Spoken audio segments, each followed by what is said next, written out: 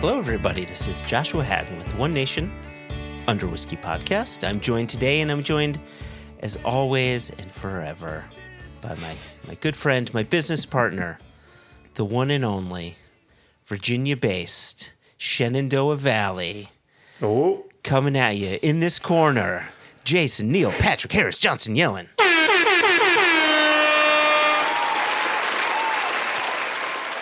the Forever had a tone of the Stephen King novel Misery about it, where in the movie Kathy Bates gets Jimmy Durante. I know it's not Jimmy Durante. I forget. Yeah. I forget the actor's name, which is rather embarrassing. James Caan. But James Caan, thank you. Jimmy Durante. That's just The guy with the big nose and the yeah. Oh, easy. We'll come in a knot. And she says to him, you know, I'm gonna keep you forever. And so that's why forever has connotations for me.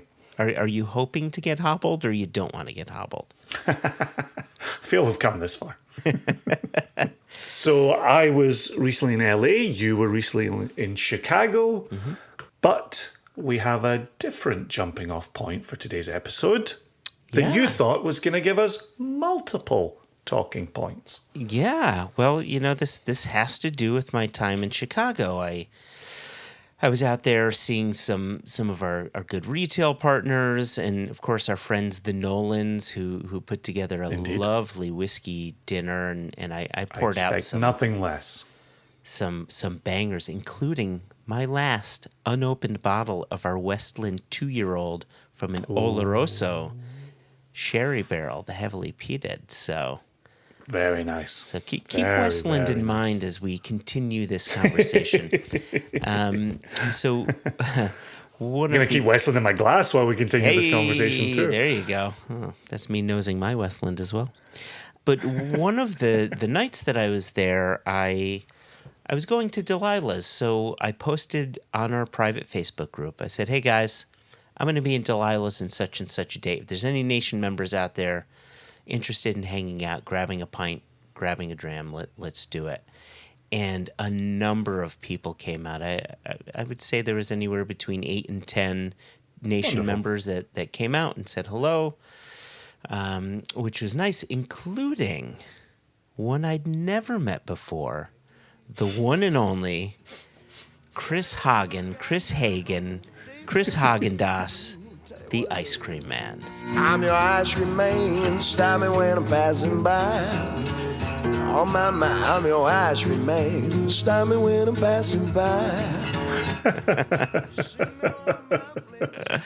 There you go. Yeah. And how was he as a gentleman of Single Cask Nation? Oh, he was lovely. He was really nice to talk to learn a little bit about, wanting to know what he does in his life and how he got into whiskey. And, it's funny, part of his story, his story, I think, is one that is shared by many people in that their interest in whiskey grew tenfold, if not more, over COVID.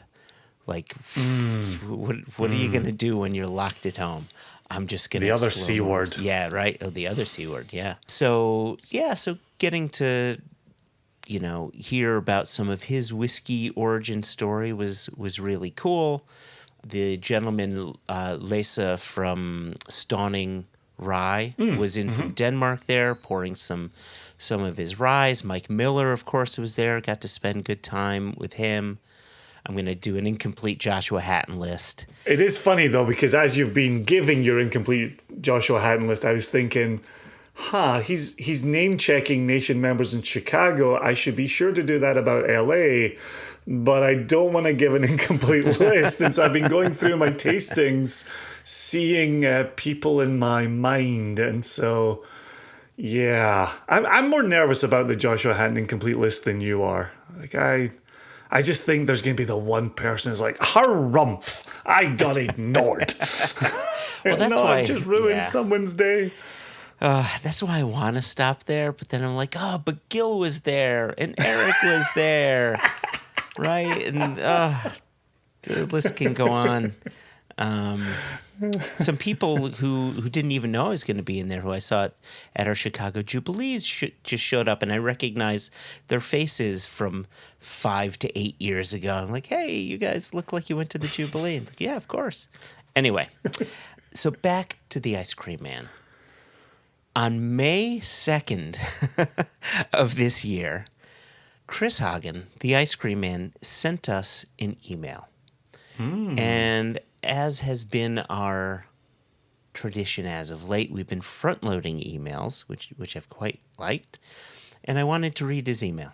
There's a lot of good points in here. No time like the present, as they like to say. So the subject says, "Save the squirrels / filler material for a future podcast." Or padcast, sorry. Filler sounds pejorative when he uses it. So he says, "Dear JJ and Jay, it's the ice cream man here, answering your call for listener mail." I love it. Hey, hello again. Right?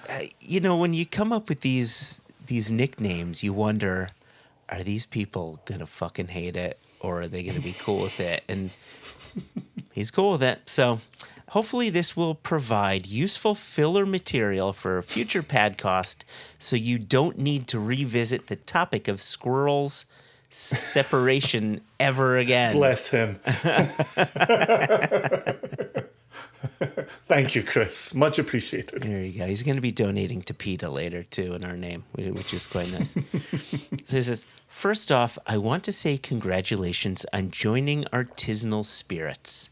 Oh, cheers. I couldn't be happier for you. I really loved the episodes featuring Andrew, Kai, and Ewan. Their passion for whiskey is truly palpable, and I can see how this is going to be a great fit." I love that. Yeah, that's really awesome. Right. I'm glad that what we see and hear is also coming across in the podcast / podcast when we have these types of interviews / chats. So that's awesome. That makes me really happy. He goes on, he says, "Speaking of which, I really need to get my hands on that new Ben Nevis." I think he's talking about the one we released in the UK, Europe, Asia, Israel markets. Anyway, he continues.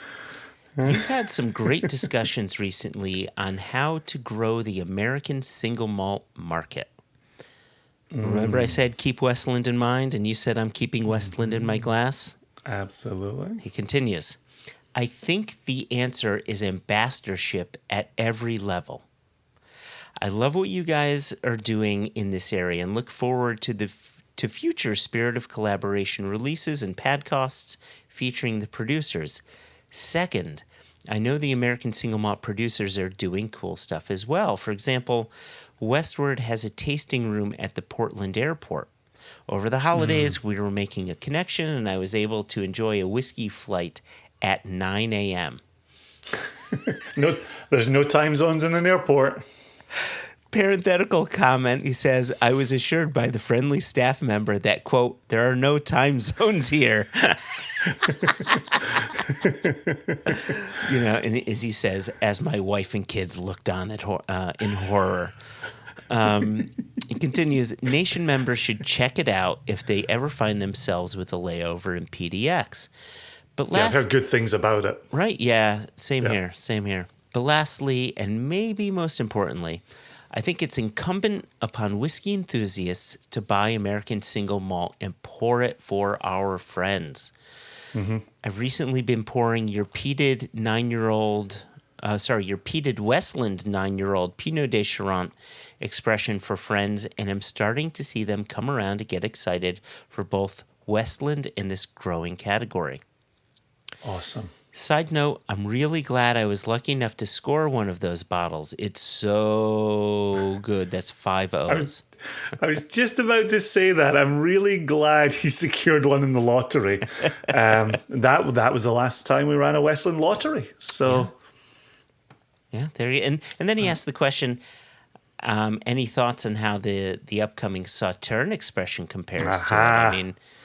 I mean, let's stop here really quickly. I mean, first off, you've got two different cask types. The peated Westland and Pinot de Charente is a single barley variety, heavily peated, and Pinot de Charente, which is this sort of heavy, dark, like pineapple, fruity. I think I mentioned to you before. It's a fortified wine that's fortified with cognac. Yeah. Yep. And so you're dealing with earthiness combined with rich dark fruits. And then with the Sauterne, you've got your 5 malt mash bill. So you got your chocolate malt and your caramel malt, and then your pale malt, and then the 2 other malts that I always forget. Do you know what the 2 other malts are off the top of your head? One of them's Munich. I can give you Munich. Yeah, all right. I can give you the 5 off the top of my head. Yeah. And then the Sauterne cask, right? Which Sauterne is like apricots and nuttiness. Couple those apricots and that nuttiness with the chocolatey quality of their spirit and the bright banana quality of their yeast, and you get this melange of fruits and nuts and chocolates and just an overall richness and flavor. Ooh la la, melange. Melange. The Sauternes has inspired you, and the Pinot de Charente. Yeah. This day. So anybody who's listening who maybe hasn't had a chance to grab the Westland in Sauterne, there's a handful of bottles left a few remain. So what's launch day? June 26th, just so we always cover our backs. As of June 26th, 2024. Very good. There are a handful of bottles remaining, so please do go ahead and grab them if they're on the website. Sales were wonderfully robust. It's so funny. You sometimes see this where, what did we have? 180, 190 of these bottles on the website. Mm-hmm. And you see like 170 sale, boom, like that. Yeah. And then 20 just tick along, right? Folk are either, that must have sold out, or, I heard so many people got that, it must all be gone. And I personally love it when a few remain on the website. I know we covered this in my interview with Bill Thomas, where for his Jack Rose selections, he would love it if he could sell 30% of the cask and save 70%. Yeah. I am definitely a 90-10 guy. I would love, I do love selling out 90% of that cask and just sitting on a few bottles. Because we meet people at tastings, right? Yeah. Oh, I missed out on that. No, there's a bottle on the website. Yep. You can grab it right now. Yep. And then they do.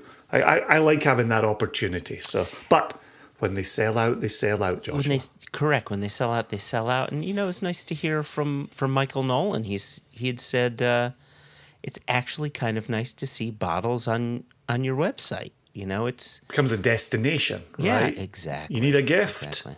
Yep. Go to singlecastnation.com. So you need a special bottle for an event? Go to singlecastnation.com. Oh, that's good. I'm glad Nolan said that. That's pretty cool. Yep. Speaking of Nolan, the only names I will check over here is Benno Lizarro and Aaron Krause. We're at multiple events in LA.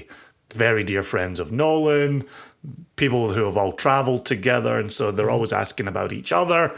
And so I'm just using a moment on the podcast to have everybody say hello to everybody else. Look at you. You're like, I got to get an incomplete Joshua Hatton list. No, I was complete. I said I'm going to say 3 names, and I said 3 names, and I'm out of here. All right, let me finish the Ask Man's email here. And now we're getting to the question part of the email. God, I really did enjoy hanging out with him. And we ended up buying rounds of drams for everybody. And if I remember correctly, he purchased a Samaroli bottling of Longmorn, if memory serves. Was it Longmorn? It was Longmorn. Anyway, lovely guy. Anyway, I do have another question, and I apologize if it's been addressed at some point. Yeah, 8 seasons in. It might have been, it might not have been. Always worth revisiting. Even if you have addressed this, it's such a contentious issue. I thought it would be a good topic to revisit. What topic do you think it is? What's the most contentious, one of the most contentious things in whiskey today? Certainly cask investments. Oh, that's definitely contentious. Yep. If it's in the whiskey drinking world, it could be chill filtration or coloration. Okay. All right. Well, You'd not throw me a bone on either of those two? the topic is the neck pour. Oh, well. Well, nobody told me it was the most contentious of all time. That's true. I said one of the. I didn't say Yeah, the oh most. gosh, Yeah, yeah. neck pores. We're here for it. Gosh, I was just discussing neck pour with somebody literally last week. Oh, boy. Can I tell you, just before he goes into it, because I don't know what he's going to cover here, but do you know what's interesting for me? Is talking to people who are whiskey curious. They're just beginning a journey or dipping a toe or just curious if this is even for them. And you get onto the subject of neck pour and they just look at you like, oh, all whiskey is crazy all the time. Okay, got it. I'm either going to jump into the deep end, unable to swim, or I'm just going to go away and find another hobby. But the neck pour really sets the table for what we do in this hobby. Who do you think was the first jackass to bring up the topic of neck pours? I guarantee you could find out. I guarantee you. It says, looking online, so many whiskey drinkers attribute this effect to oxidation, but I have my doubts. Casks are quite porous, so I'm assuming that oxidation is going to occur slowly in the cask as it matures. And the act of simply popping a bottle, pouring a dram or two, and waiting a couple weeks is going to have very little incremental impact on the whiskey. That said, the phenomenon is very real, and I find the first or second pour often disappoints. My own theory is that it takes a few encounters with a new whiskey to really wrap your head around it. The first couple encounters are filled with tension because the whiskey does not match up to the expectations you may have had for it. Only through multiple encounters are you able to start to enjoy it for what it actually is and stop comparing it to what you wanted it to be.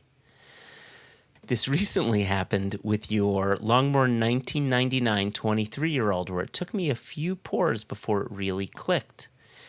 Now, the challenge is trying not to drink the whole bottle responsibly every time I see in my cabinet. Really curious to get your thoughts on this topic. We're almost done here, Jason. He says, keep up the great work, and I'm really looking forward to trying some of your new releases. Yours truly, Chris the Ice Cream Man Hagen, Chicago, Illinois. P.S. I've attached a PDF of this email for Jason's desktop. And it's here, so I'll forward that to you later. I forgot. Actually, if you could print that out and mail it to me, I'll add it to my files. Yeah, not a problem. Thank you. Yeah. Much appreciated. So I'm going to go on record and I'm going to say I think oxidation is very real here, and I think it's very important in this. I think to respond to Chris, I agree wholeheartedly, right? You've got a large volume sitting in cask in some warehouse in some part of the world. Mm-hmm. But you then start carving off smaller and smaller volumes. And those volumes, those smaller volumes, I think then oxidize at increasing rates. So it's further oxidation. Correct. Yes, correct. That's what I was going to say. Okay. I would then throw my hat in the ring All right. for something else. All right. And I will go on record saying bottle shock is real. I just wrote down, so I have the first thing I wrote down, further oxidation. The second thing I wrote down, bottle shock. Oh, I can't wait. So you continue, and then I want to see what your third one is, because it may be my third one. Well, for my third one, I was actually going to agree with them that I think personal context is huge in all of this. And so I love the way he described it. So I wasn't going to add to that. I was just going to agree with it. So coming back to the bottle shock, right? There's a lot of movement happening here. And you're talking about if a cask is in a warehouse, it's being pulled out of its row. It's being tipped. It's going through a processor to get into bottle. It's then going into 6-pack, getting packed on a pallet. Then it's maybe going on a boat, or maybe it's going on a plane. Then it's going to the next spot. It's going into an importer's warehouse. It's going across country. It's going into distributor warehouses. It's in and out of hot trucks, right?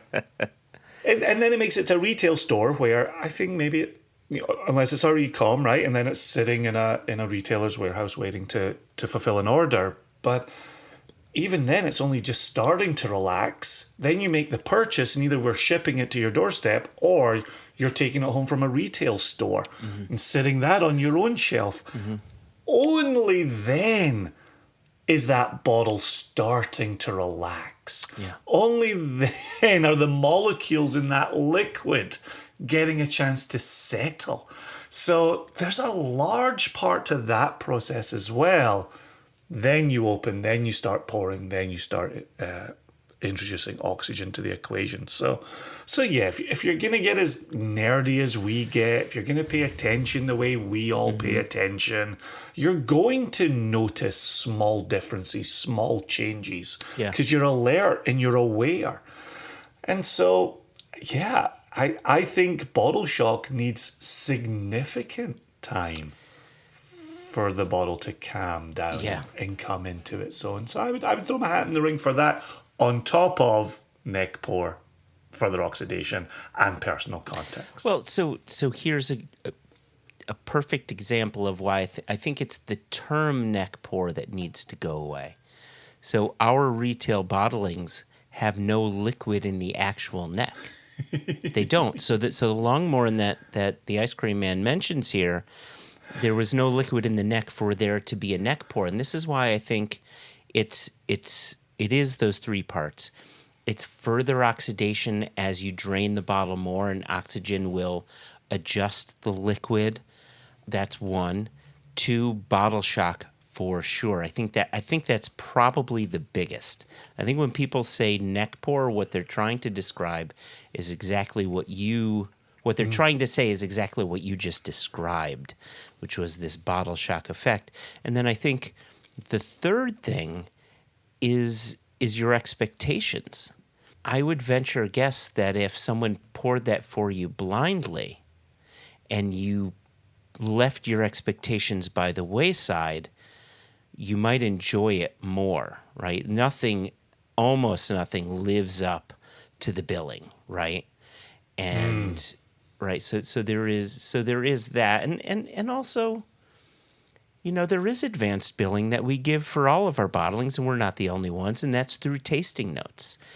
And we develop these tasting notes over a long period of tasting these samples, and quite often, people like the ice cream man and anyone else who may be using those tasting notes looking for what we found, they may not find it immediately. And maybe they're finding it, they're tasting that whiskey within the context of other whiskeys. And so there's so many variables. So I think bottle shock is a thing for sure. And I would add on to what you're just saying there. Look at a tasting as well. If you have the opportunity to pour a dram and spend time with that dram over 10 minutes, 20 minutes, 30 minutes, you're sitting in the privacy of your own home. I would argue even the neck pour, when given suitable amount of time, and you could be talking an hour, you could be talking 2 hours. There are people online who write their tasting notes on bottles that they purchase. They talk about, what was this doing when it first came out the bottle? What was this doing an hour later, 2 hours later? Resting in the glass. Only being in the glass, not refilling from the bottle.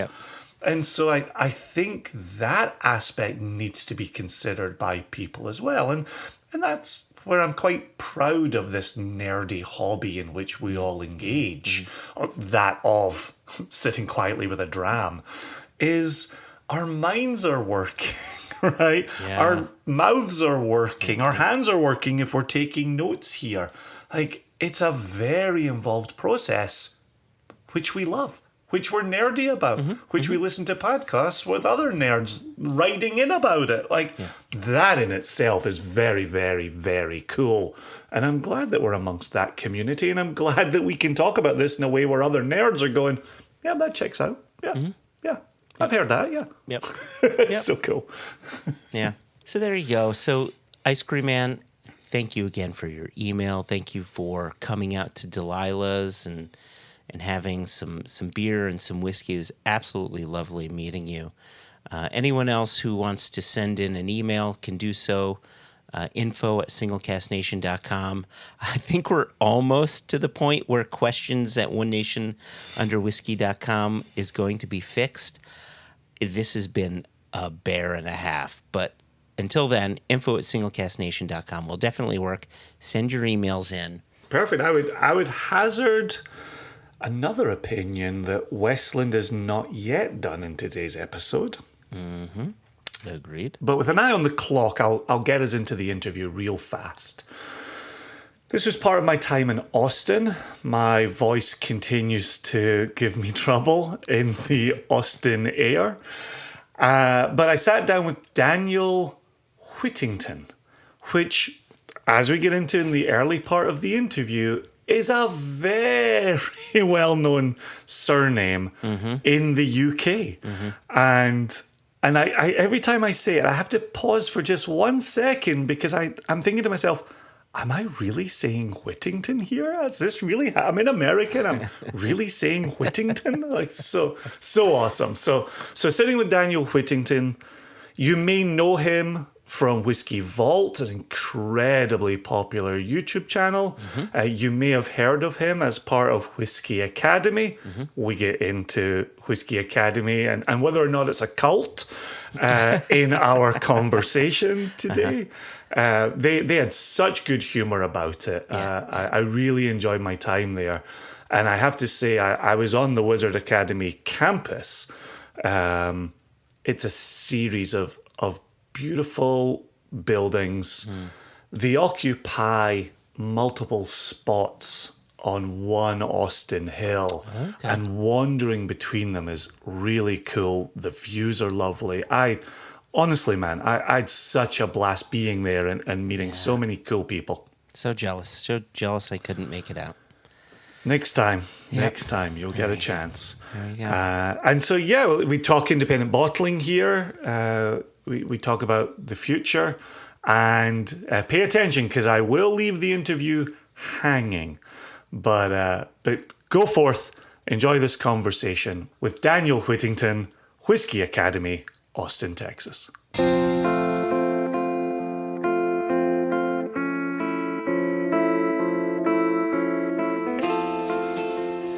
Hello, Daniel Whittington. Yes, hello. I have to ask you, are you familiar with the story out of England, English lore of Dick? Of course I am. Whittington. And his cat. Yes. And the bells singing, Dick Whittington, come back. Dick Whittington, come back. Right. And I was raised on that story. So I was going to ask you, how old were you when you were first introduced to Dick Whittington? Before I can even remember. I have 7 versions of the children's book story. Oh, wow. On my library my grandfather collected. That's wonderful. Yeah. Wonderful. And then, obviously, I think that was, 14th century? And then he was the longest running mayor of London in the history of London. Do you know if that's your lineage? It is, yeah, but he didn't have any kids. That one guy, I don't think he had kids. Okay. So we're part of the line. I mean, the Whittington Castle's in Gloucestershire. Okay. Right. Nice. And we have the Whittington chimes. Do you know an interesting thing about that? Did you know where the Whittington chimes came from? Mm-mm. So they're played on any grandfather clock has Westminster chimes and often has the Whittington chime option. Oh, interesting. And it was one of the first known instances of a political song, like a backing track for like the politician to walk onto the stage to. Yeah, he had these chimes. They were like custom chimes. I'd love to see you walk into classrooms with that playing. Ding, ding, ding, ding, ding, ding, ding, ding, ding. Oh, well done. Now, as a musician, that was beautifully executed. I'm glad Probably I wasn't not accurate. I'm glad I wasn't the one attempting that.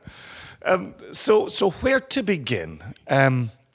When Daniel Whittington walks into a room in the spring of 2024, how does he define himself? Oh, geez. That's a tough question, man. I'm still trying to figure that out. You're welcome. Someday I'll know. The ground's pretty shifting. I would say right now I'm a father of 2 awesome boys. Nice. and my oldest is getting closer and closer to graduating high school.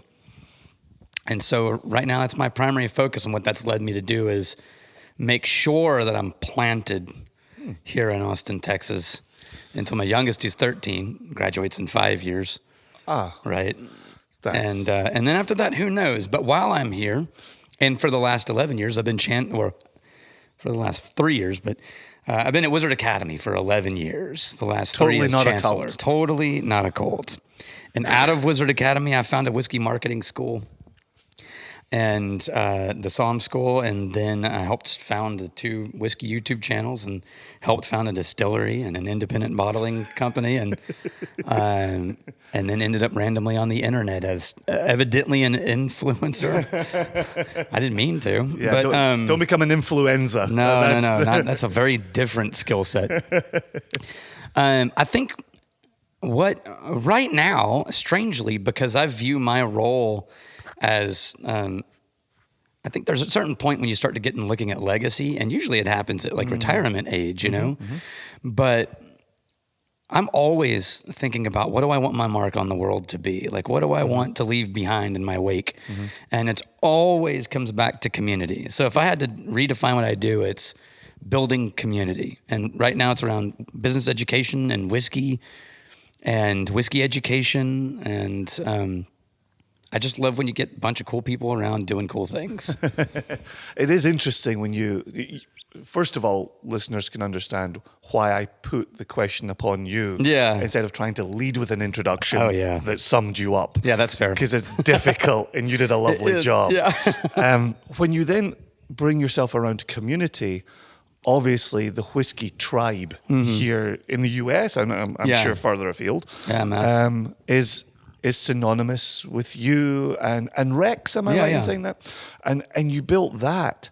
How did that come about? What were you hoping for? It was an accident. I always use the analogy that we sort of stumbled around in the woods because we showed up and started doing a YouTube channel.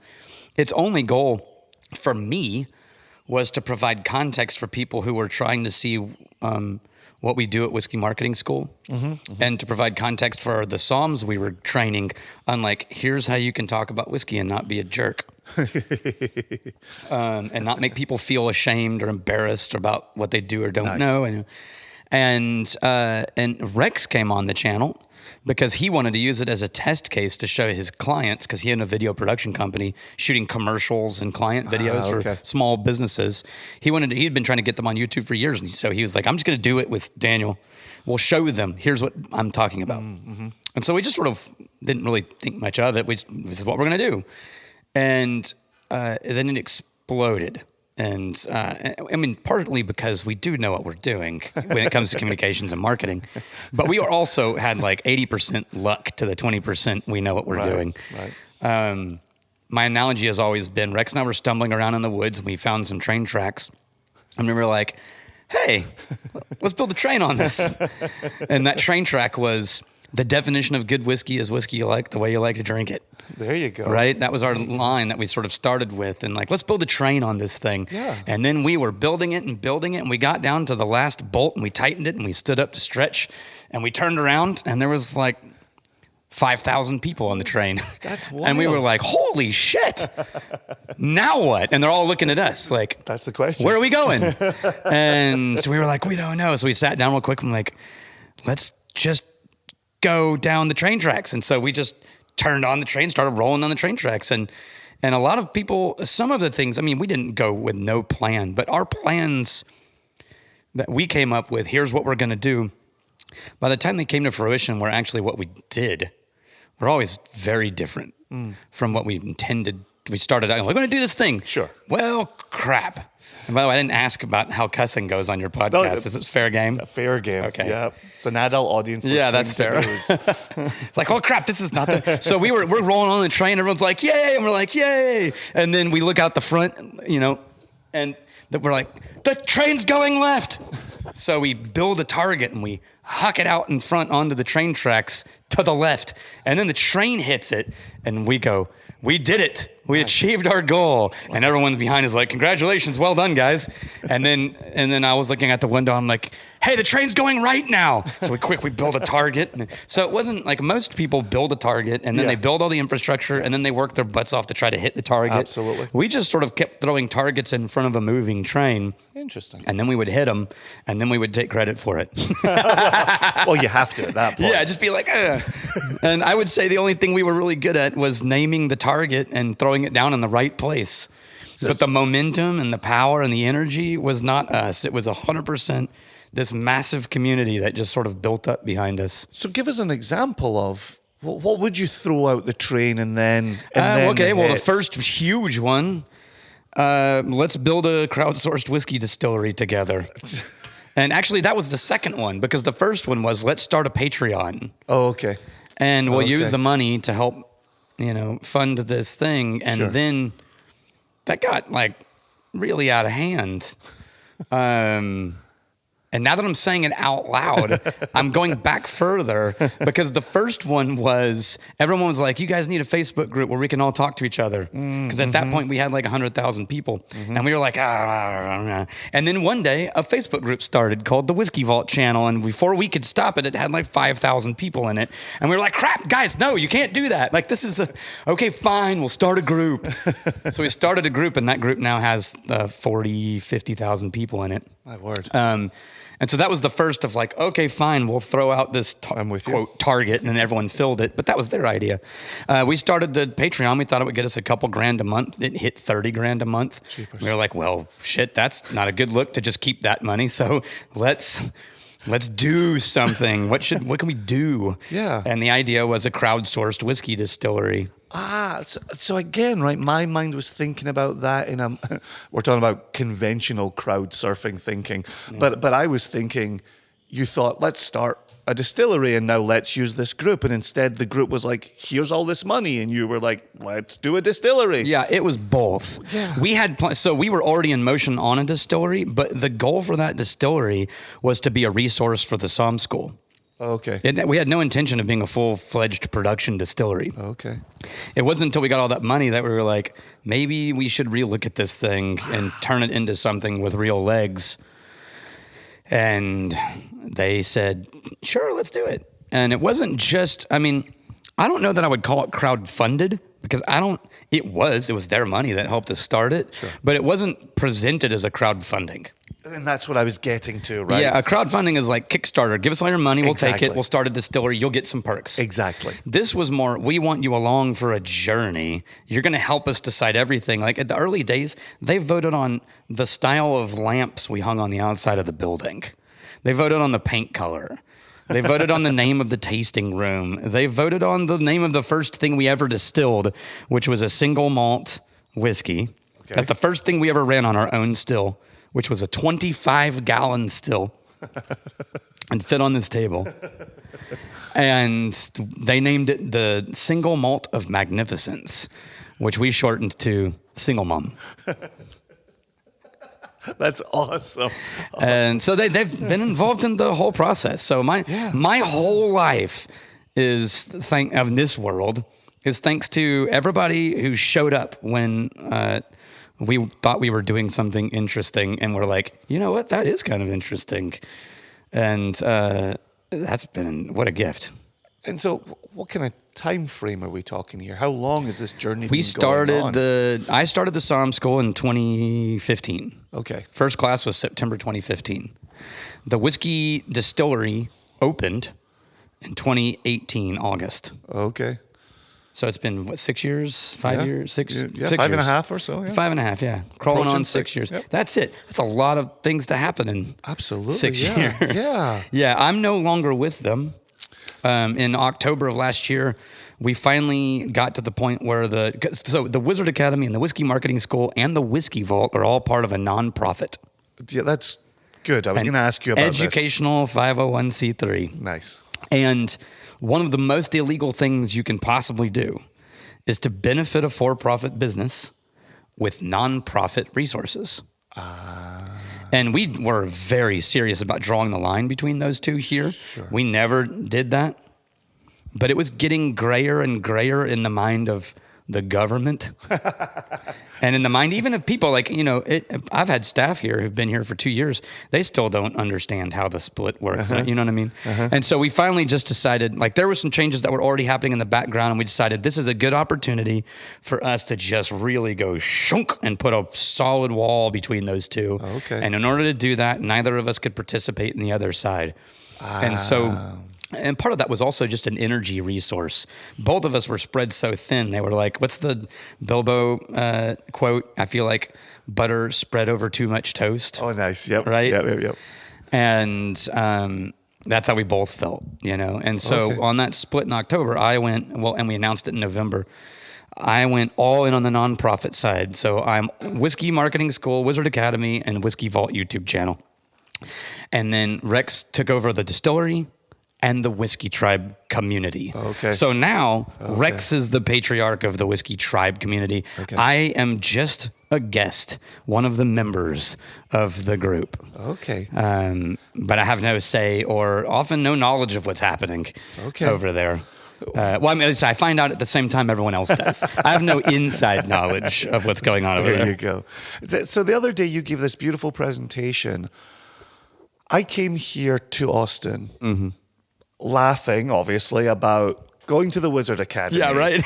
And telling my wife, right, I got to Austin Airport and in Waze, I entered Wizard Academy thinking Waze would be like, new directions, who dis? And it was like, yep, here you go, there's your directions. Yeah. Wizard Academy is a real thing with a real footing. Yeah. And I never knew that. I never understood that. The whiskey world has no overlap with Wizard Academy. And it's a very weird thing. I've got students who have been going to Wizard Academy for 15 years who don't even know we have a whiskey school. Right. And I've got whiskey students who don't realize that we're not a whiskey school. Exactly. Right. Now, Wizard Exactly. Academy is a business school for entrepreneurs. We take things that naturally talented people do intuitively, and we teach you how to do it on purpose. And our emphasis is on marketing, communications, and ad writing, but we cover all aspects of being a small business owner. And the wizard comes from? Roy Williams was the founder of this entire property. And he was wrote 3 New York Times bestsellers called The Wizard of Ads. And he founded this to educate small business owners. Yeah. So we didn't even have a bottle of whiskey on the campus until after I got here in 2013. The school had already been going for a decade. Look at that. They were wine drinkers. We have a wine, what do you call it? Cellar? That's the word I was looking for. We have a wine cellar. I started going like, hey, have you guys ever thought about doing whiskey? And then we started drinking whiskey, and I started teaching whiskey just to the students, just for fun. Like, we're finished with class, we had dinner, let's go do a whiskey tasting in my office. And then that eventually became the whiskey school. But that divide is pretty strong. I mean, it's getting better. We're getting better in the whiskey school about talking about Wizard Academy. And so we're now I think we've graduated a little over 200 Psalms. Wow. Which is not very many for 8 years. We've been going for 8 years. Okay. And we've only graduated 200 because we only hold 3 classes, level 1s a year. And so I'm not counting the ones who've gone through level 1, 2, 3. I'm just saying in general. Yeah. And of those 200, only about 30 or 40 of them have moved over into doing Wizard Academy classes, business classes. Ah, okay. Yeah. And of that 200, Okay. less than 50 came from Wizard Academy. Wow. So there's a really weird, like, it was hard for you to understand. Yeah. It's just as hard for our students to pick Yeah. up on. Last week or 2 weeks ago, I had a class, and after class I was like, we're going to do a whiskey tasting in this room over here. And we walked in, and one of the guys who's been at this place for 8 years was like, what the hell do you have all this whiskey for? And I was like, man, do you not pay attention to the emails? Like never mind. Well, I also have to say, driving south and southwest, I believe, for 25, 30 minutes from the airport. Yeah. Again, I didn't know what I was driving towards. Yeah. And here I am in hill country. Yeah, you are. And what you've got here, what was built, 15 years ago? We started, we're constructing all the time. Right. But yeah, Of started course. 20 years ago. Right? And it's There's the tower, which is so Yeah. cool, and the art is so cool, and the connection to Don Quixote is so cool. But then walking around, the artworks are so cool. The chapel. Yeah. This has nothing to do with whiskey, but could you talk about the chapel for just Yeah, a the chapel second? was the first thing we built when we got this I campus. think this is so cool. It's called Chapel Dulcinea. And before we built the school to make money, we built a wedding chapel on the hill overlooking the valley. That's amazing. And we immediately made it free to the community. So cool. And it's now still free. We've made some changes because it has to pay for itself. So now Monday through Thursday is free, and Friday, Saturday, Sunday you pay $500.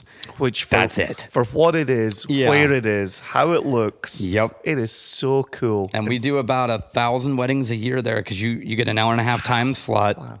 And you can do what you like with that time. And so because we believed two things. One, you should always give from lack, not from plenty. It means more. And two, that you shouldn't have to be rich to have an amazing wedding. Beautiful. And so we will always keep the majority of the wedding slots at that space free. Man. And yeah. It's really beautiful. I really loved sitting there and talking with everybody there and part of the tour.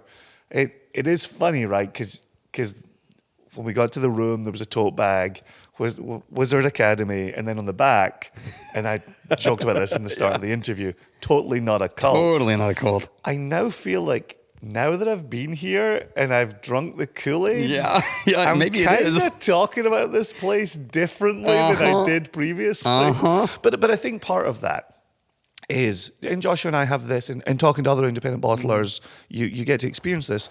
When you go to a distillery Yeah. and you experience Oh, it's that everything. space, those people, the work ethic, Yeah. the belief system, you internalize that. Yeah. And when we talk about Westland, Yeah. we love everything about Westland. When we talk about VDC, Virginia Distillery Company. Yeah, because when you think of Westland, you picture people, not bottles of whiskey. Exactly. When you drink Lafroig, you picture a face of a human being, not a bottle of whiskey. Exactly. And there will be no better Lafroig than sitting inside the entry door to Warehouse 1. Right. Sitting in a wooden chair.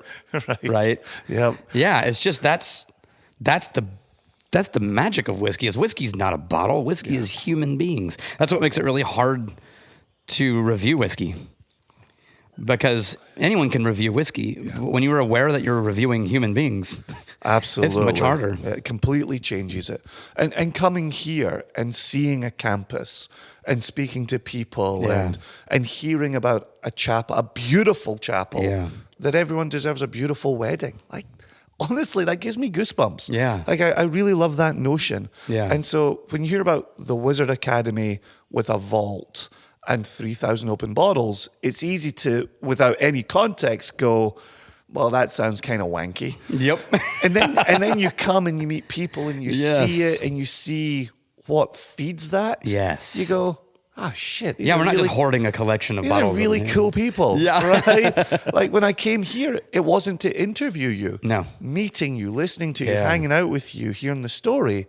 I was like, we got to get that guy on the podcast. Yeah. He's a cool dude. Yeah, thank you. It's here mostly we the are. hat. Yeah. And the beard. Let's not miss the beard. And so with a bit of that background Yeah. into the podcast for our listeners here, you are clearly a man with a finger and a pulse of whiskey, writ large, American whiskey, blending, sourcing. Yeah. And we say it along with Dave Schmier, sourcing is not a crime. Nope. Right?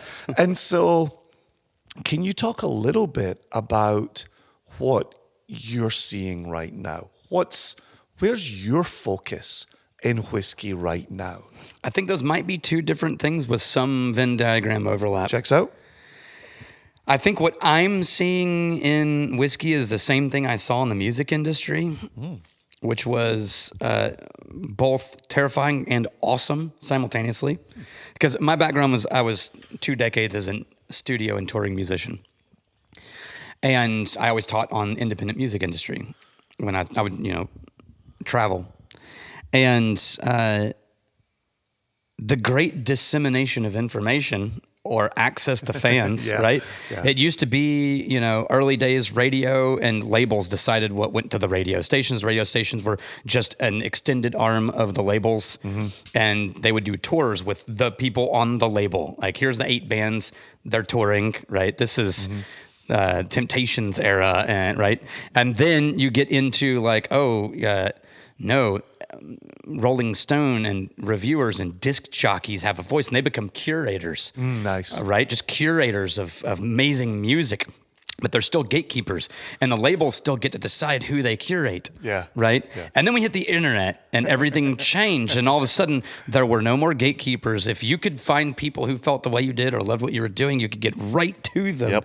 And that was amazing. But also, holy shit, the amount of new bands that show up every month is terrifying, right? Yeah. Like drinking from a fire hose. Yeah. And so I think American whiskey specifically, but I think this also applies to single malt in Scotland, and it's starting to apply to the growing movement of distilleries in Ireland, is the same exact path, right? So you got, who gave you whiskey? Well, the retailers, but who decided what they could carry? Well, the owners, the Diageos, the DLCs, or the IDL, and then all of a sudden, hang on a second, we get a world where people get a little bit more access, and distilleries start to get a little bit of a voice. Yeah. And they can start to be like, the smaller brands, the William Grants could be like, we have these 5 brands and so you end up with this. And then there's an era where people start talking about whiskey, and the internet introduced us to curators, bloggers and YouTubers and retail curators right? And I would argue that IB was ahead of that curve. Independent bottlers were ahead of that curve.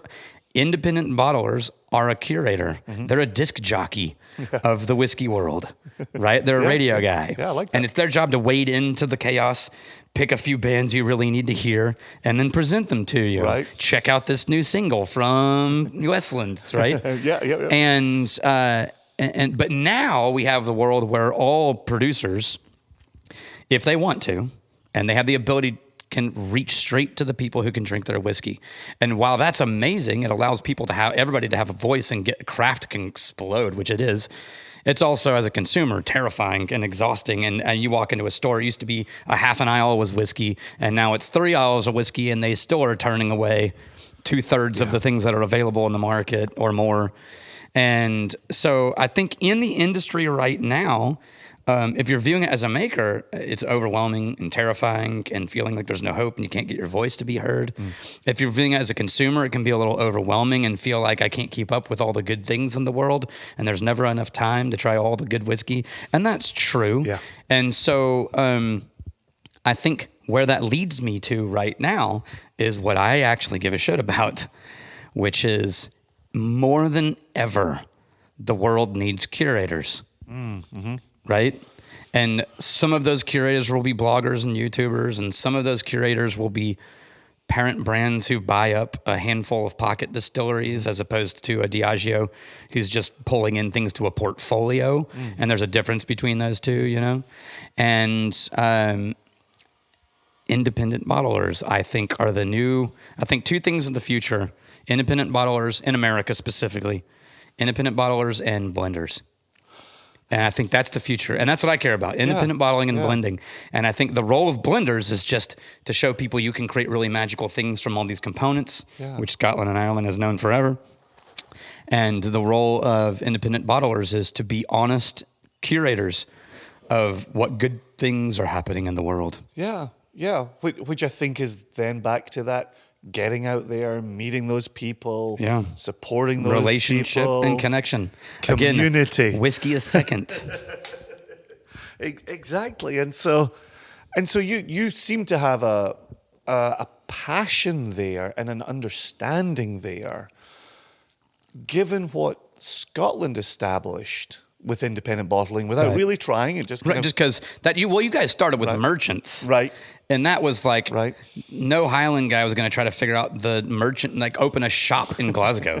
It's like, no, it's enough for me to get my shit down to Glasgow. Right. That needs to be someone else's problems. But actually they sold it the same way they sold all goods from their farm, because it was farm produce. Yes, correct. And so no one really considered you could start a shop with, like, no one started a shop with other farm produce, right? And so the merchant sold the grain, the merchant sold rugs and furniture. They also sold whiskey barrels, and, you know what I mean, and wine, and yeah. So they were purveyors, but America didn't quite have the same history.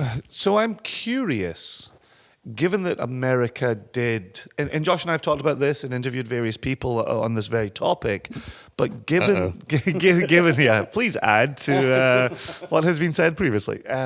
But given that America had this own tradition of casks going into warehouses and then coming out with new labels and new stories attached to it, do you... Maybe this is maybe an unfair question for you, but do you think there's some undoing to be done in America? Oh, yeah. That's not unfair. That's the world that's the landscape. Okay. Because you can find, like right now, one of the things you always see people bitching about is like someone sourcing a bunch of whiskey and then slapping a historical name on it to just sort of wrap in history and tradition into a brand that's 3 months old. Yep. Like they were doing that in the 1800s in America. There are records of battles over getting to use people's names. Oh, wow. Because the public recognized that this name had history and you know what I mean? Yeah. Like that's early on. That wasn't post-prohibition. We've been doing that. We've been fighting that fight since the beginning. Interesting. And so we have a very long history of attaching fake history or a history that you don't own, right? I love Michter's, and Michter's is great, but their history is a history they purchased, right? As far as like, not their recent history and the whiskey they're making, that's theirs. They own that. Yep. But the early beginnings of Michter's is one of the oldest continuing made whiskey. Yeah, but not by the people who are doing it right now. It's not the most continuously owned brand in all of the world, right? Right. Yeah, and so, and again, I have no problem with that.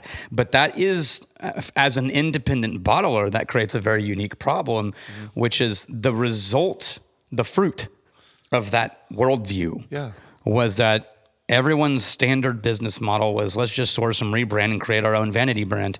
Yes. And we'll find history, and we'll find we'll go look at the history books of this zip code by my city and discover that like 200 years ago, some dude got arrested for illegal moonshine. And then we're going to name our whole brand after that guy. No one even knows if his family members are still alive or what he did other than that. But it's in his honor. And then go, right? And then what are you releasing? Oh, well, it's Bardstown, you know. Yeah.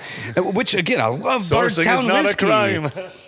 But and so on the maker side, you have all these producers who that's just how you do it. Yeah. And no one considers like, hey, maybe either don't bother, actually build your own legacy, or two, maybe be an independent bottler and highlight other people's legacies.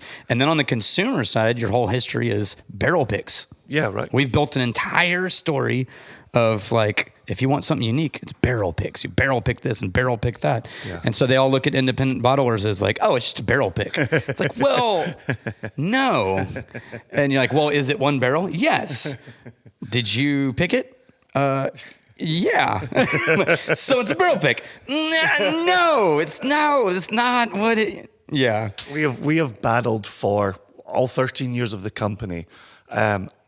Bottled by and bottled for. Yeah. And Joshua has always stuck to his guns on bottled by and never bottled for. Yes. Our bottle, our label. Yes. And then us telling the story of that producer. But it's a pain in the butt, isn't it? And then because of all these people sourcing and not telling anybody, or sourcing and making up a history, the consumer has that to fight with. Yeah. And so if you're like, well, did you make this? You're like, no, we bought it from Westland. And they're like, so you're sourcing. It's like, well, but...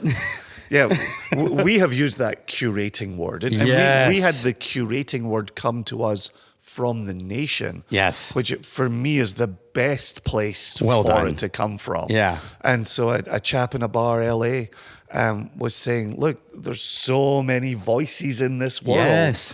I listen to yours because you're bringing me stuff that is consistently top quality. Yeah, you're curating. And I trust you. Yes, that's beautiful. Right? So we're not sourcing. Nope, we're you're curating. Oh, man, I love that. You know that's going to go on the website. Brilliant. Yeah. Totally not a cult.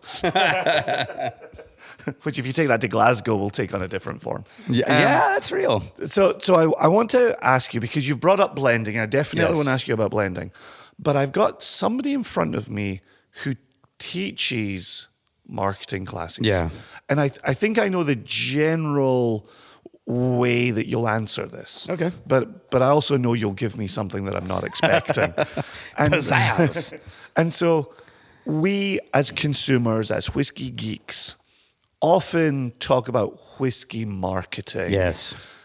While looking down our noses. Oh, yeah, absolutely. And we're being fed stories of Viking lineage, not to pick any one brand, or pre-prohibitionists. Yeah. Not to pick any one brand. Yeah, for family history, lineage. Right. Wait a minute, hang on. Right.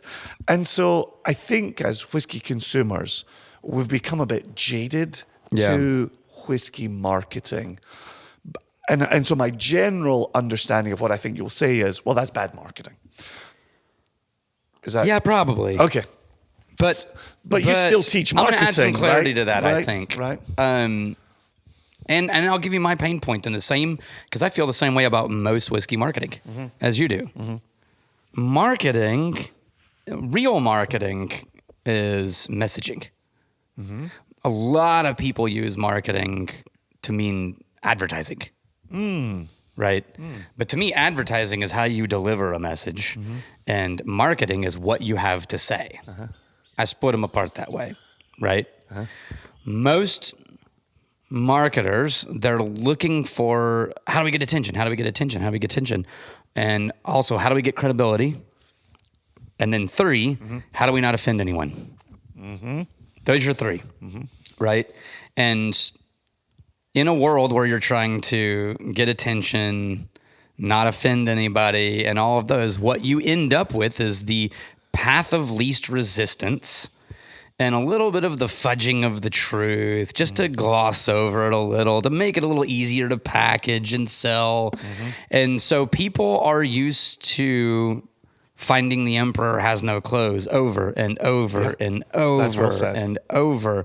And that's infuriating at the same way that makers get frustrated with lying sourcing producers. Same thing. The world is full of shitty marketing or lazy marketing or fearful marketing. I don't want to hurt anyone's feelings. Yeah. We got to take away that powerful thing that we just said, because what if someone gets upset with us, you know? In the real world, all marketing is, in my brain, is getting the story out there, right?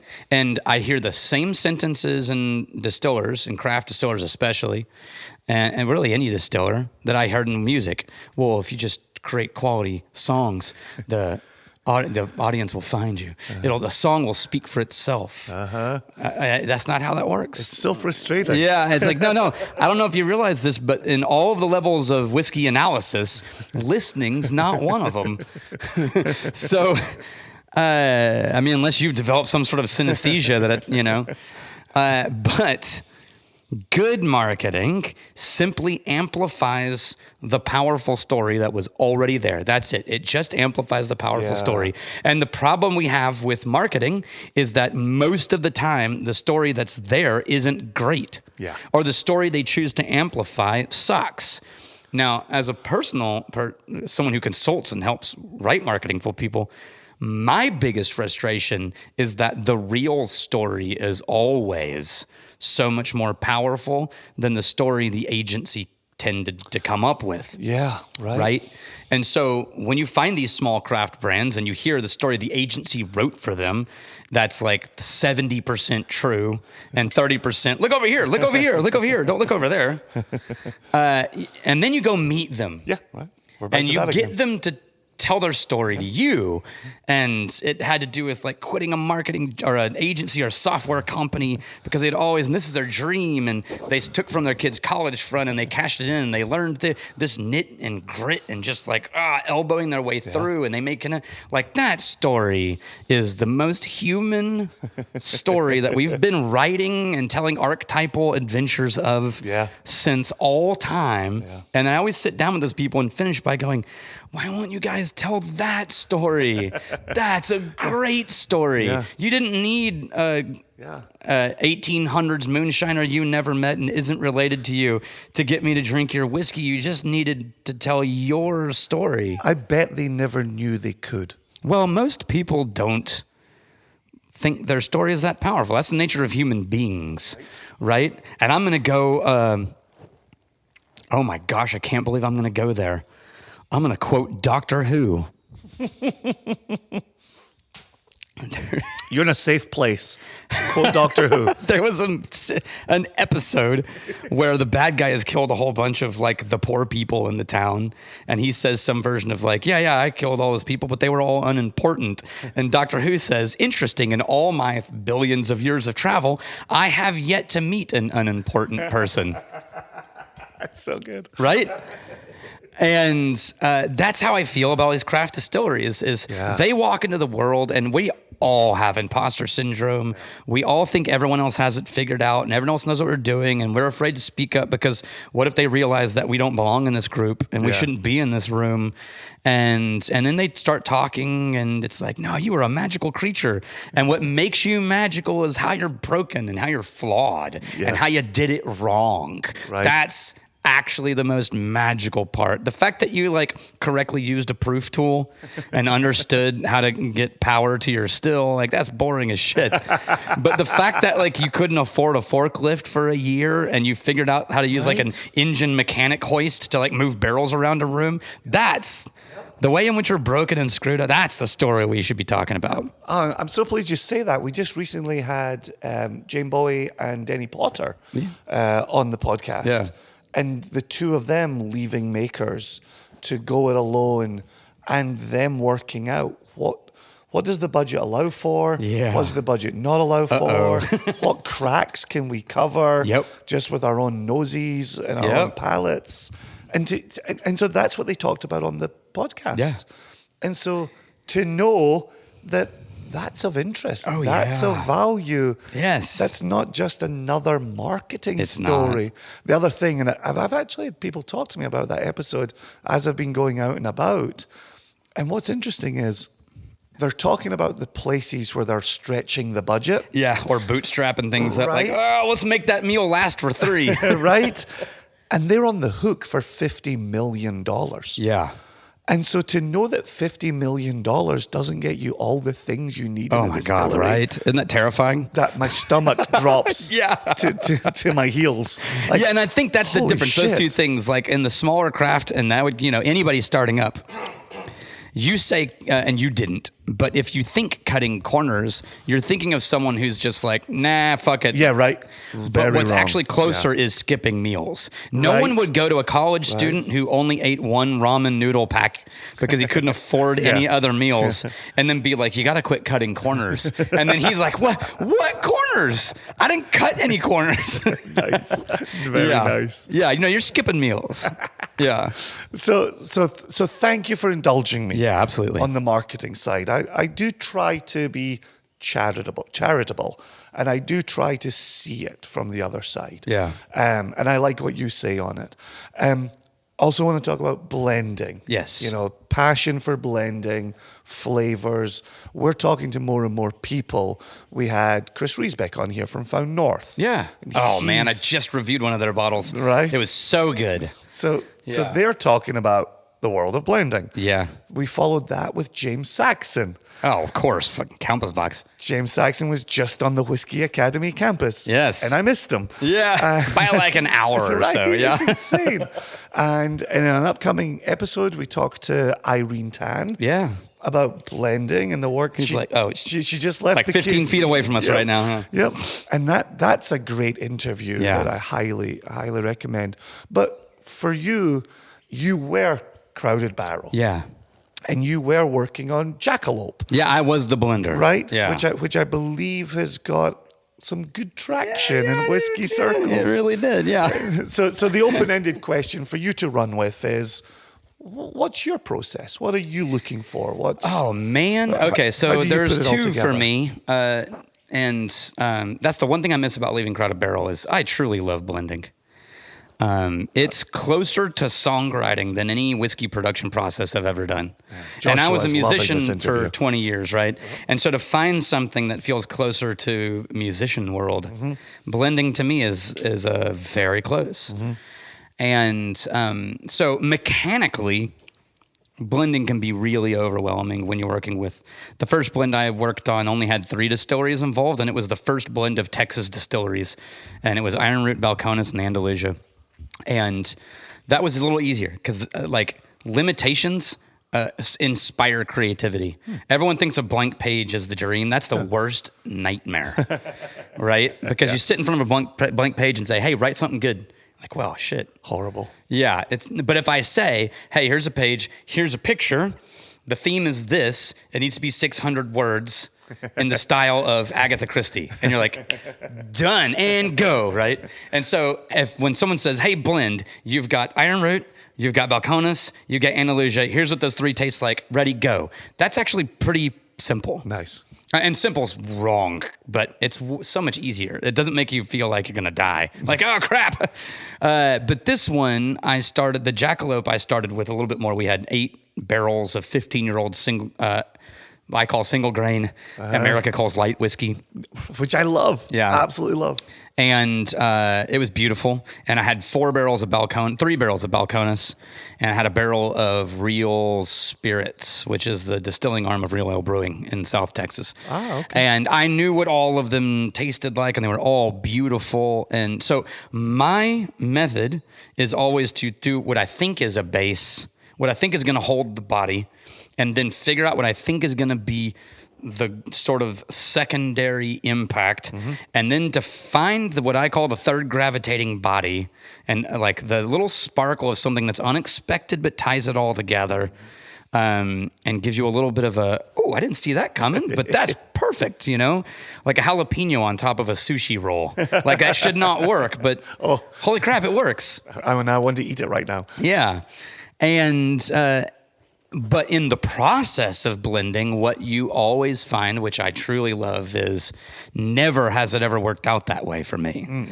I start with what I think is going to be the base and what I think can hold things. I start creating, 24 variations on thirds or fourths or eighths or 20ths of these things. I created like 20 versions of the Balcones barrels alone to blend with the other things. And then I created a single dump of the 8 barrels of light whiskey just because I was like, let's get volume out of that.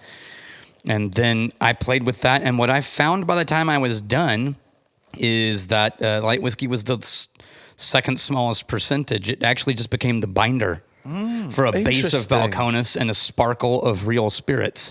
I would never have imagined that, but that's how it worked. And so what I would say, the process of blending for me that I really love is I want to blend to really just crawl across all the senses. And I don't want one thing to be shouting at you while the rest of them get buried. Yeah. Now, I will say that the Jackalope, if you're looking for Orchard House. Yeah. Yeah, no, that's good. Jackalope is just going to take Orchard House out back and beat the shit out of it and then smoke a cigarette. In a classic Texan way. Yeah, but so like it's punchy and it's heavy and it's big, but I like that from Texas whiskey. So I was aiming for big, huge, boisterous, the way that people like Ardbeg or you know. Oh, for sure. And so if you drink Jackalope, you can be like, this isn't delicate and all, but it's like, no. If you knew the components, this is actually really balanced. But no, I'm looking for something where nothing really shouts and makes room for other things. And I think of it like a band. Again, right? Yeah. Like no one wants a band where it's a solo drummer with some backing artists. You want a band. You want the bass to be where it belongs. You want the drum kit to be where it belongs. You want the keys to be in the right place. You know what I mean? Absolutely. Yeah. So I actually, my whole whiskey career, I've found that I end up having to, I do tasting notes the way that I mix music. And so when I smell whiskey and taste whiskey, my brain thinks EQ. And I see EQ spectrums and EQ bands. Absolutely. And then I have to translate that into whiskey words and whiskey chemistry. And so when I blend, I do the same thing. I blend and I think too many mids. Yeah. Or too many highs. Or it's too bassy. And then I don't say that out loud because it makes me sound crazy. But I'll say, oh, okay, this is too oily, too viscous. To me, that's the mids. Oil is in the mids, right? All the oil is mids. And to me, too ethanol forward or too peaty or too that's all highs, or to me too tannin and too oak and too that's all base, or too sherry, of course that can be, that's bassy to me, right? And so like those things they just all have to blend correctly the way I would mix EQ as a sound man at a concert. That's my system. I think it makes perfect sense, and I'm not a musician. I'm sure Joshua is listening to this interview. It makes perfect sense. Is he a musician? And he is a musician. I didn't know that. What does he play? He's bass. Oh, fuck yeah. Bass a- is what no one gives acknowledgement to, but all the musicians want to be. Right. He's been in bands his entire life. Oh, that's great. And so I think this resonates. I think we need to start an IB band. Oh my God. He's all in. He's all in. He's hearing this in the future, and he's all in. Yeah, Josh, I've got like here at my house, I can bring you an Ashdown 410 and a 1967 Fender P bass with a jazz neck in my garage right now, and we can just start rocking. We're out of here on that. Thank you. Thank you, sir.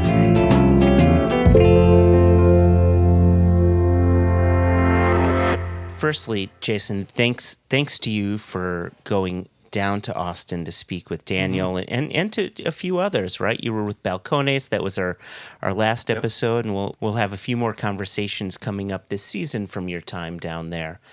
It's funny. I met Daniel some time ago. Christ, I think it was before COVID. And I was at Irene Tan's shop in Canterbury, Connecticut.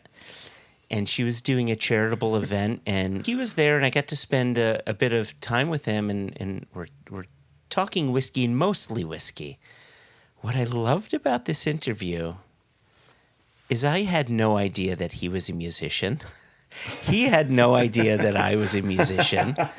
And so as he's going on and he's talking about blending and thinking about that from a sound engineer's standpoint of bringing in the various levels of bass and drums and guitar and just, really what he's talking about is what every good blender does is creating a balanced product. And I love that. I love that he can look at blending a whiskey from that standpoint, but also reviewing a whiskey from that standpoint, from that music standpoint. Is the singer's voice too loud? Whatever the case may be, he's looking for that balance the same way he looks for balance in music. I just thought that was super cool and a fascinating way of approaching whiskey. Well, and I think in a rather interesting, it's serendipitous, and yet it ended up not being serendipitous. It echoes James Saxon of Compass Box, who we just recently had in an episode. While I was off in Waco interviewing Balcones for a recent episode, James Saxon was on the Whiskey Academy campus talking with Daniel and Irene. Yeah. And by the time I returned from Balcones, James had headed off to 7 Grand Austin to do a tasting. And I already had my own tasting scheduled for that night. And so, gosh, we're talking in similar ways. We're thinking in similar ways. He's even on site, but we just miss each other. It was a thing and a half. My little bit of a takeaway, obviously, is Whiskey Academy is not a cult. It can't be a cult. It says on my canvas shopping bag that they gave me when I got there. But what I really loved, and we covered in the interview, was you hear Wizard Academy, and I made this joke, right? I put Wizard Academy into Waze at Austin's International Airport, And it gave me directions to the Wizard Academy, right? It's not just how people are internally referring to it. Yeah. But the fact that once you get there, the wizard comes from a series of books, Yes. right? And I thought it took just a little bit of the pressure off of, you know, who are these wizards and what have they got to do with whiskey and why are they in charge of some programs for whiskey? And I honestly, on site, it made a whole lot more sense than it did far away. And I really felt like it was... you know, partly my responsibility to communicate my experience in being there, how welcoming people were, how cool the experience was. Some of the art is absolutely off the chain. The whiskey vault itself is exceptional, and Single Cask Nation may have a representative or two inside the vault. So, yeah, just a bit like we were talking early in today's episode. Yeah. It was a whiskey nerd type of place.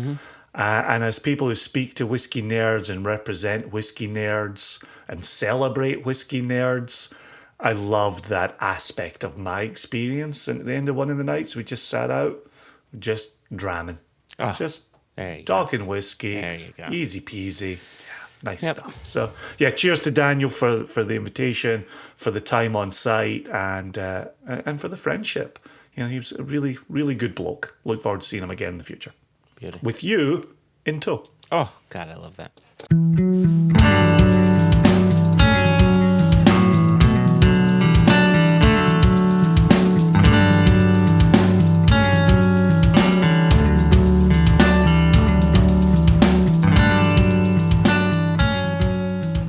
Jason, have a few things to cover here, I think. We don't have much in the way of news, but I do want to touch a little bit on the recent sale that we did have on our website. Absolutely.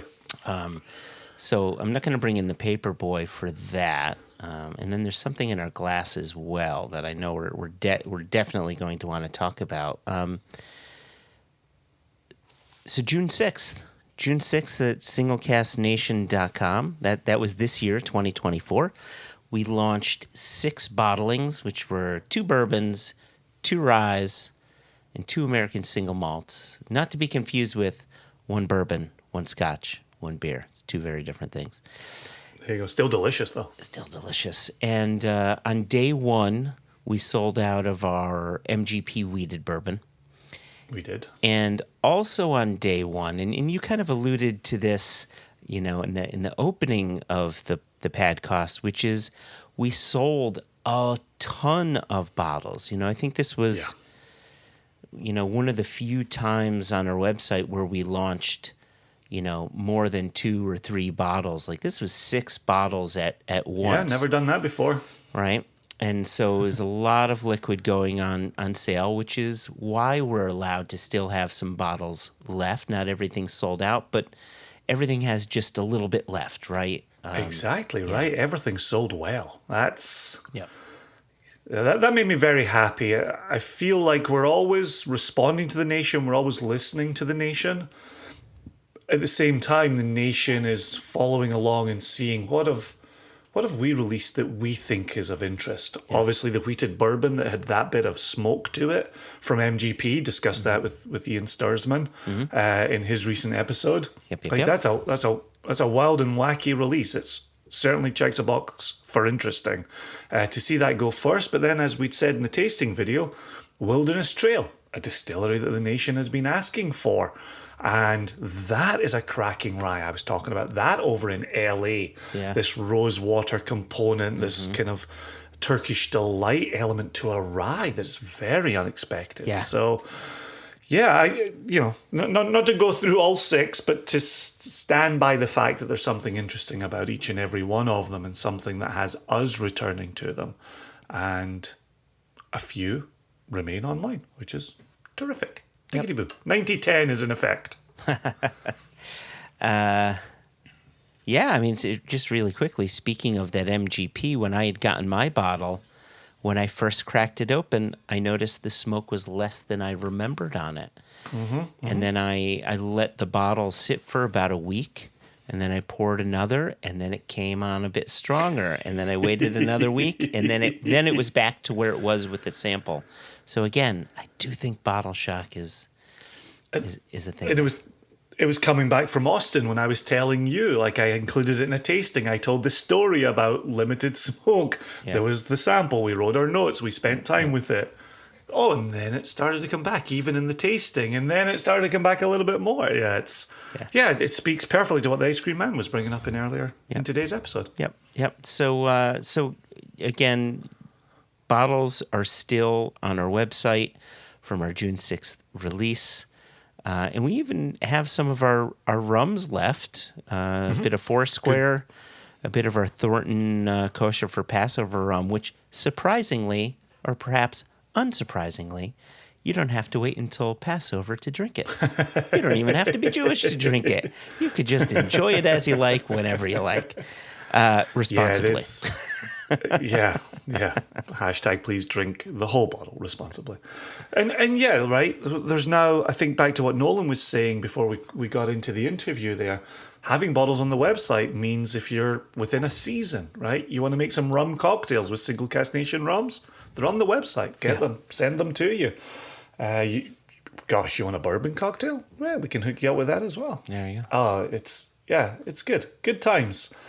You mentioned a moment ago that we'd released 6. Yes. And that was that was a big number for us. One of the questions we've been hearing from the nation is, how do I plan? How do I plan my budget? How do I make sure I don't miss out? I don't overspend in the wrong place. To be clear, we're taking off the month of July. There will be no releases in July. We will go through the summer with some of the bundles sitting on the website. We will have some of the bottles available for purchase on the website. Once we get to August, we'll think about ramping up the offerings again and returning our attention to Scotchies to get us through the remainder of the year. And so continue to listen, continue to pay attention to the emails coming into your inbox. If you haven't signed up, if you've had fun listening to us, but we don't email you on a weekly basis, head over to singlecasknation.com, become a member, subscribe to the list, and let us keep you up to speed with what's happening. Shortly, we'll be talking some other global releases as well. But again, we're sitting back, we're enjoying the summer, we're enjoying Jess's 6th release that's working its way through global markets. And we've got the e-com sitting over here. More to talk about another day. This is a celebration of American spirit on the singlecasknation.com website for the summer. Speaking of American spirits, I've got a little bit of the Westland Colare, Foro, the 4th edition, which is quite nice. I've been nosing and sipping on this as we've been talking. Yeah, this was announced about 4 weeks ago. Yep. And we've actually been sitting on it. It's been painful. Like you just, for a bit longer than that. It was Anna, our very dear friend Anna, from Westland, who was kind enough to share the liquid with us. And when I saw her in San Francisco earlier in May, she and I were tasting this together. And nice. I said, I'd love to taste this on the podcast with Joshua. Yeah. Given our love of Westland and our relationship with Westland. So this is, if you need a reminder at home, Colare fits within the Outpost range at Westland. And the Outpost range is focused on non-commercial barley varieties. And we are nosing right now a variety that I'm not sure when I might have had this, but this is Fritz barley type. Huh. My refrigerator was on the Fritz last week. Does that have anything to do with this? Isn't your refrigerator a Fritz Maytag? I've run out of Fritz jokes. Like, how many Fritz jokes can you have? So while you take a pause, I can tell you there are just over 3,000 bottles nationwide and aged for more than 5 years, predominantly, and this is worth returning to as a wee conversation piece, predominantly in refill Westland casks. Oh, I like that. Okay. With approximately 5% going into ex-bourbon barrels. But that's been a thing I think you and I have talked about for as long as there's been. I've got to be careful with my word choice here.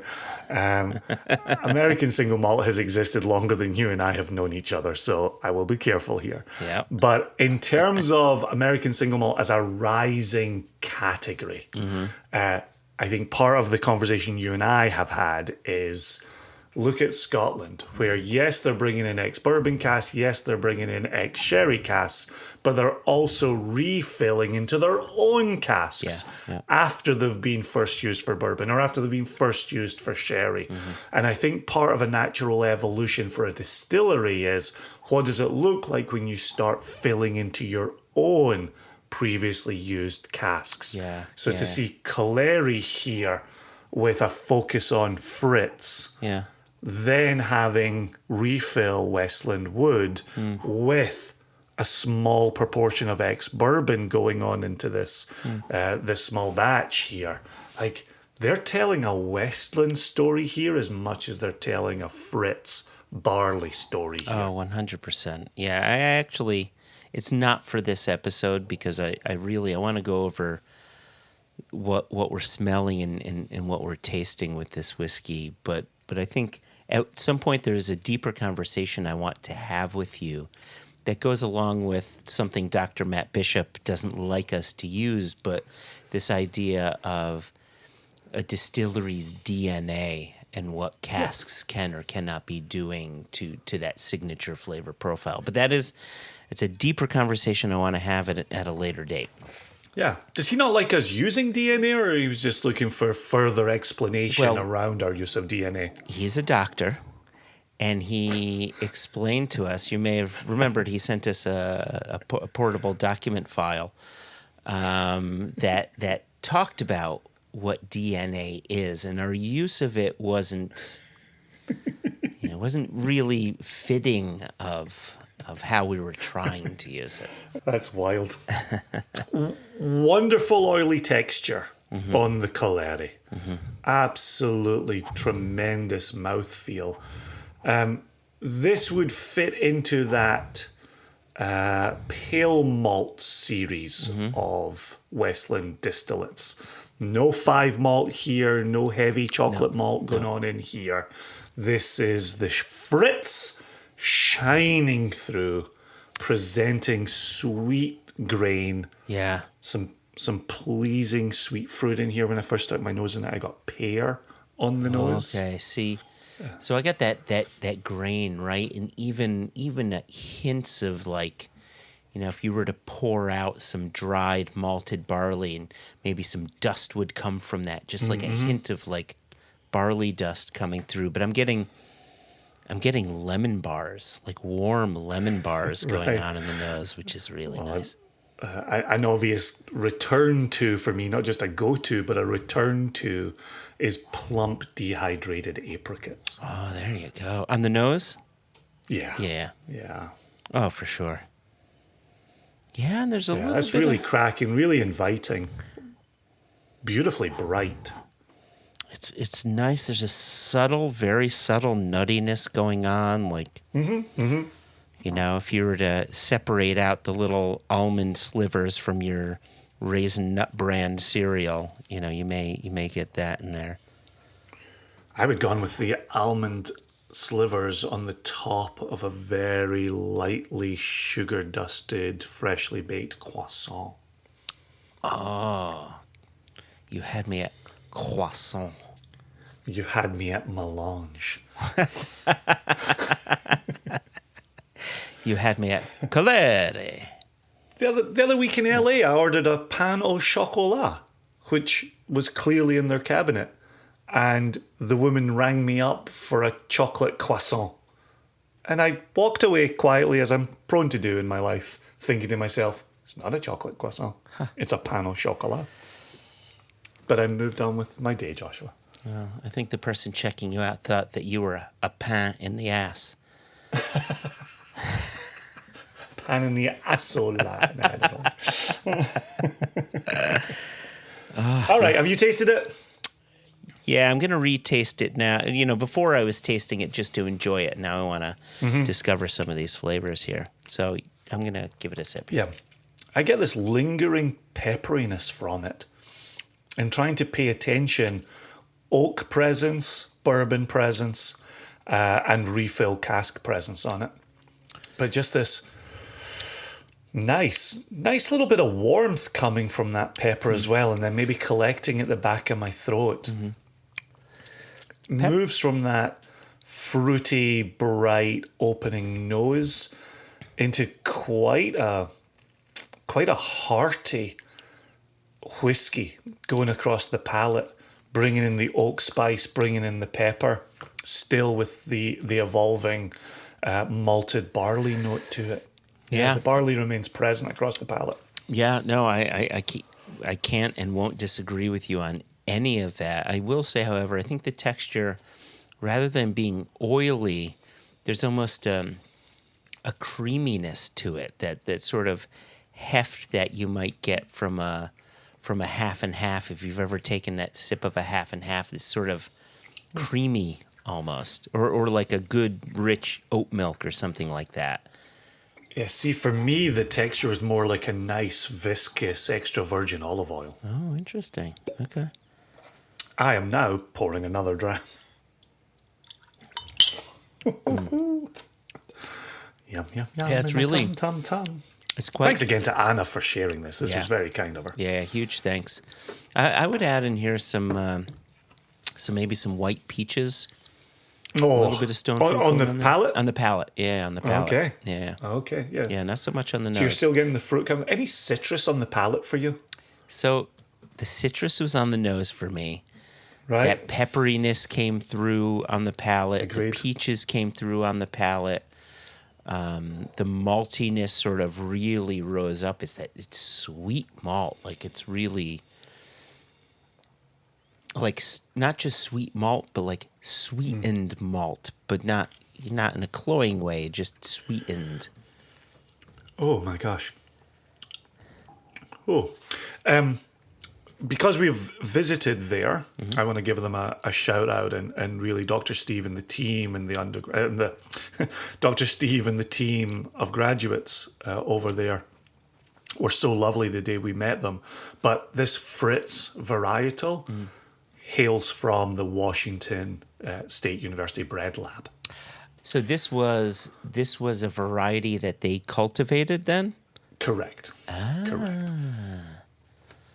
Look at Right? that. Man. Right? Just like our backwoods with our Australian heritage rye. Whereas that was then brought to seed by a maltster. Yeah. Here you've got the work being done on Fritz by the WSU Bread Lab. And this is why I like this use of refill Westland casks and some refill bourbon, is they're really allowing that grain to shine through. They're not 100%. masking it, right? 100%. And that's evident. Right, which is when you get to Gariana and you're looking at that Oregon oak and what that's doing, and that's a big presence.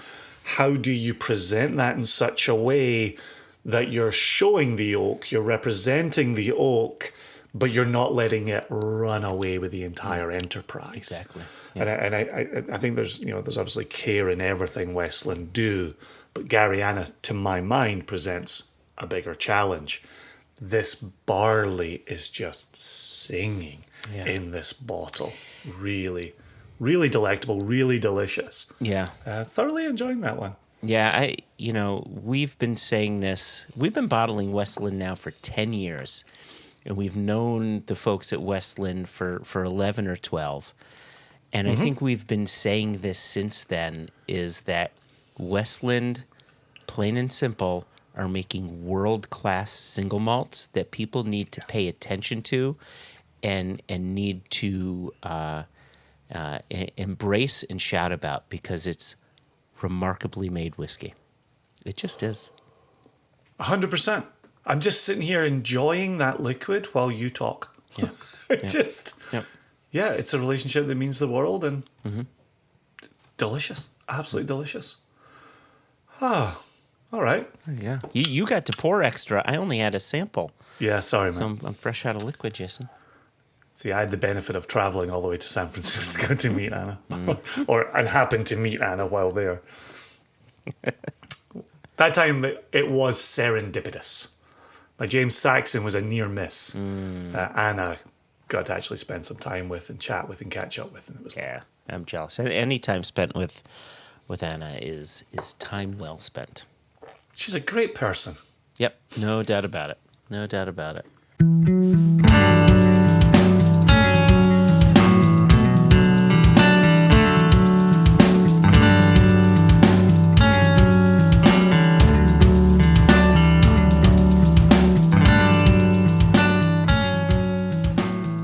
We're going to get out of here by, once again, bringing all of these name checks full circle. I put in front of Daniel the statement that came from Chris Riesbeck in our time with him. And we put in front of James Saxon. And now we've got Daniel weighing in on it as well. And that question is, or maybe not that question, maybe that statement is experimentation is not the same as innovation. And I thought somebody with whom I'd been having an independent bottling conversation with and a blending conversation with might want to weigh in on it as well. So, as we've been doing, we will give the last word in the podcast to Daniel. But Joshua, you've already let the good listeners know if they want to email us, info@singlecastnation.com. I want to confirm that we did hear back from Rebecca. And Rebecca, I am still following through and sending you a Westland for rising to the challenge of dropping an email and being a first-time writer. That was absolutely wonderful. So thank you for doing that. Thank you to Daniel for his time and his hospitality. I'm not used to this portion of the show, so I'm getting nervous about the incomplete Joshua Hatton list. We thank the ice cream man for sending in his email. I also wish the listener could see how you are watching me right now. This is delicious. This is absolutely delicious. I'm torn between good luck fucking this up, Johnston yelling, and why are you saying all the bits that I say at this portion of the podcast? No, I've come to terms with that. I just want to watch you dig a hole. I feel like I'm getting deeper and deeper over here. Thanks to Anna for being very kind and sharing the Caleri samples with us so that we could enjoy them on the podcast together. And thanks to you, Joshua, for all you do in making our podcast the community that it has become. Couldn't do without you, Jason. Well, thank you, my good sir. Let's throw it over to Daniel. Let's get the heck out of here, and we'll be back in another couple of weeks. Cheers, listeners. Cheers. Cheers, everybody.